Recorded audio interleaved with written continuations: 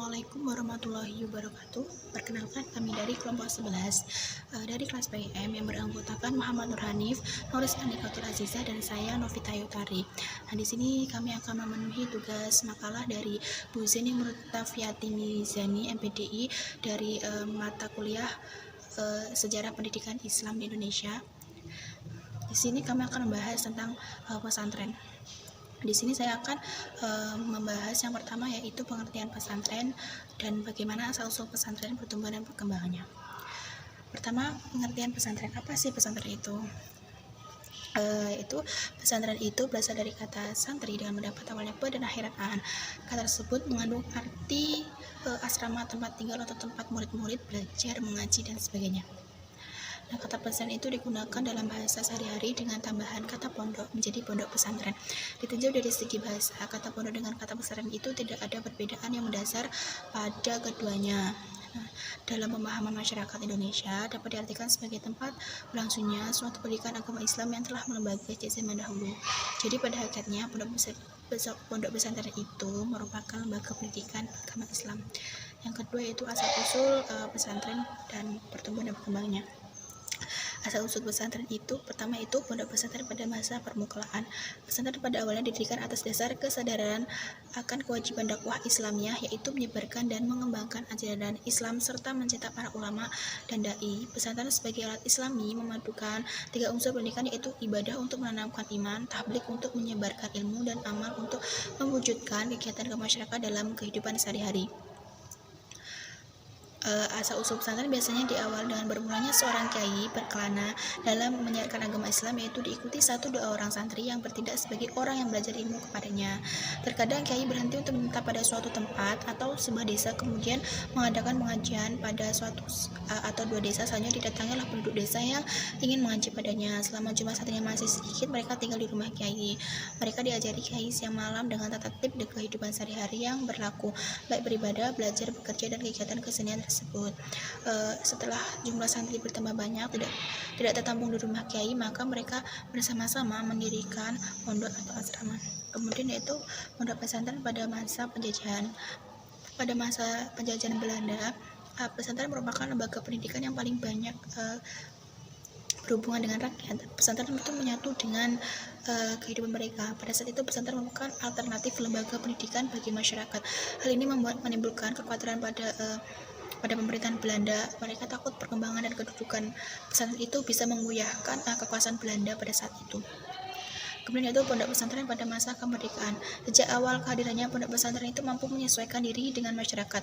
Begitu juga pada masa kemerdekaan ini, pesantren mampu berperan aktif mengisi pembangunan dalam rangka membentuk sumber daya manusia yang berkualitas. Selain itu, pondok pesantren tidak luput dari berbagai kritik terhadap kelemahan dan kekurangannya.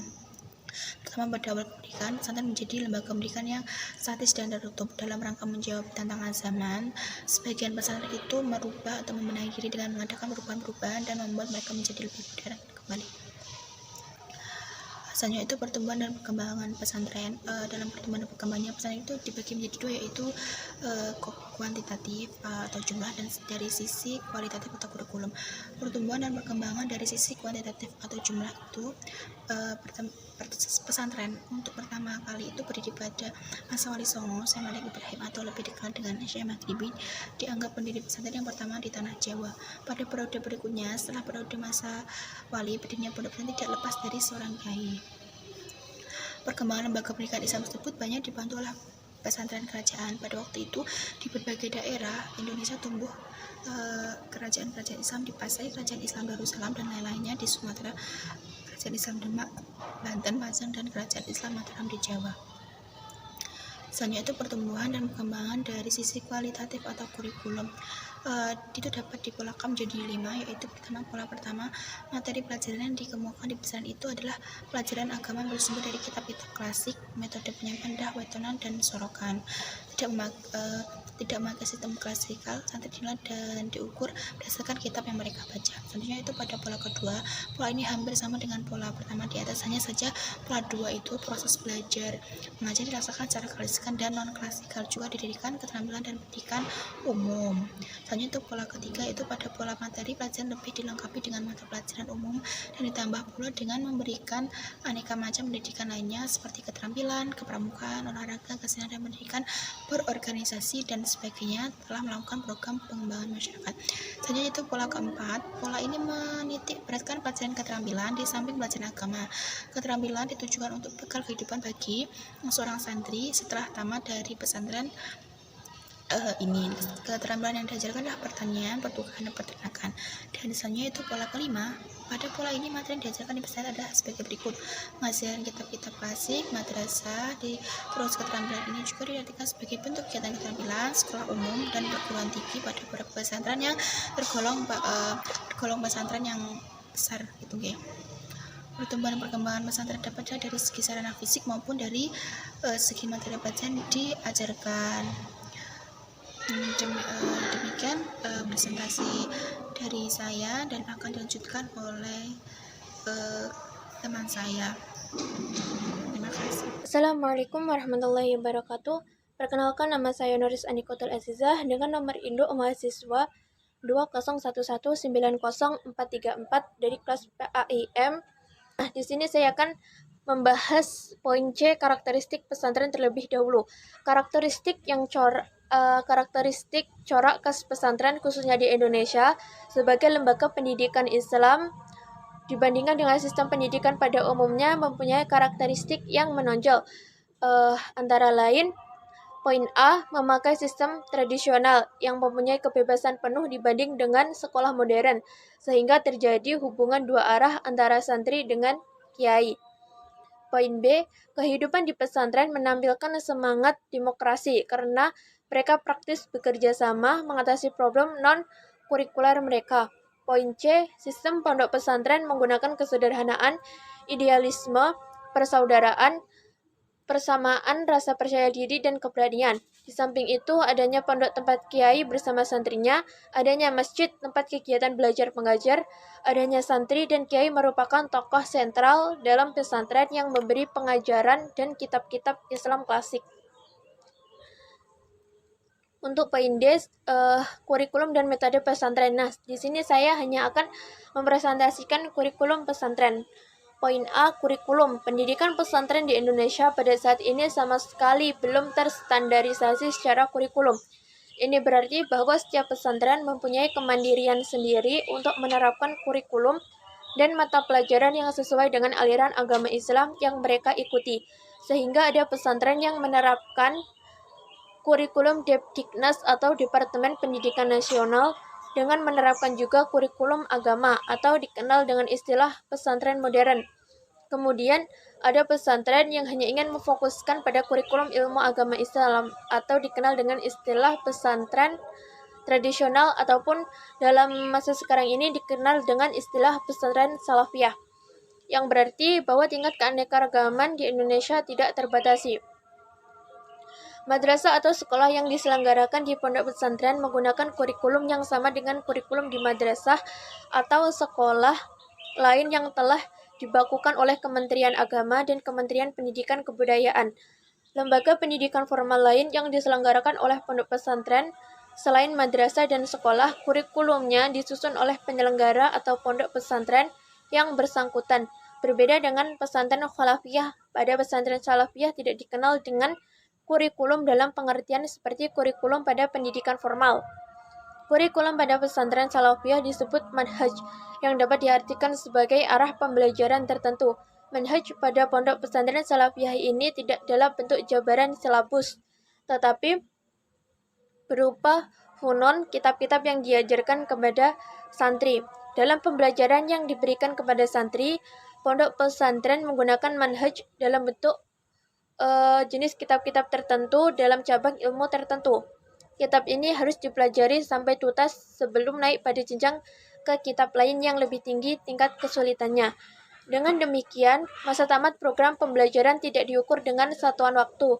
juga tidak didasarkan pada penguasaan terhadap silabi topik-topik bahasan tertentu, tetapi didasarkan tamat atau tuntasnya santri mempelajari kitab yang telah diterapkan. Kompetensi standar bagi tamatan pondok pesantren adalah kemampuan menguasai dalam memahami, menghayati, menghafalkan, dan mengajarkan isi kitab tertentu yang telah ditetapkan. Sekian presentasi dari saya. Apabila ada kurang lebihnya, saya mohon maaf yang sebesar-besarnya. Wakhiran, wassalamualaikum warahmatullahi wabarakatuh. Bismillahirrahmanirrahim. Saya Muhammad Hanif akan melanjutkan penjelasan dari saudari Noris Anikatul Azizah. Pada penjelasan ini saya akan menjelaskan metode pembelajaran pesantren. Yang pertama, sebelumnya ini ada 8 metode. Yang pertama yaitu metode sorogan. Metode ini yaitu metode dengan cara mengaji kitab dengan mengandalkan keaktifan siswa atau santri. Dalam sorogan, santri harus menerjemahkan dan mencoba memahami suatu kitab dalam bahasa Arab yang telah ditentukan. Selanjutnya, santri memaparkan terjemahan dan pemahamannya di hadapan pengajarnya secara individual. Yang kemudian metode kedua yaitu metode bandungan, yaitu metode atau cara mengaji kitab oleh kiai atau ustadz dengan metode ceramah secara bersama-sama oleh seluruh santri. Jadi pada metode ini santri itu pasif, hanya mendengarkan dan memberi makna atas materi atau kitab yang dibacakan dan dijabarkan oleh pengajarnya. Metode yang ketiga yaitu klasikal, yaitu metode pengajian ini sama dengan metode yang diterapkan di sekolah-sekolah pada umumnya. Santri atau anak didik dikelompokkan dalam satu kelas, kemudian diberi penjelasan tentang materi suatu kitab. Bahkan kurikulum yang diterapkannya pun tidak berkutat pada materi-materi kitab khas pesantren, tapi juga pelajaran-pelajaran yang sama pada sekolah umum biasanya. Metode yang keempat yaitu metode hafalan, adalah metode yang paling umum dalam pesantren, terutama untuk hafalan Quran dan hadis.